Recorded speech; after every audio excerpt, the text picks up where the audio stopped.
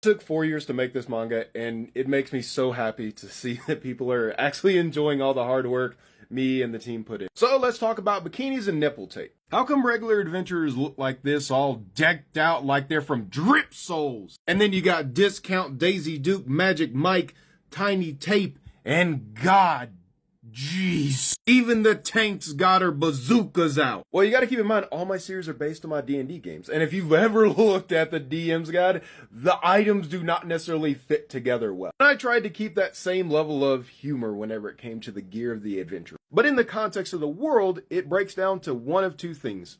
One, money, and two, what quests have you gone on? Because let's look at the 4 pieces of gear that Trapfire has on. Her shoes, which have heels on them, a dress, a shawl, and then her helmet. None of them go together whatsoever. In fact, the shoes are probably not very useful in a dungeon, but it's the magical gear that she has been able to acquire, and the effects are good enough that she's willing to tolerate looking like a clown and not being able to run as well in a dungeon. And for the fact she's a magic caster, so if worse comes to worse, she's just going to get the barbarian to carry her. But we can also look at her other team members, the warriors here, who are in full suits of armor, which is very usual that fighting gear is going to come as a set. And besides dungeoning, another way you can actually acquire magical gear is through the Sexy Squad version 6 method, heirlooms.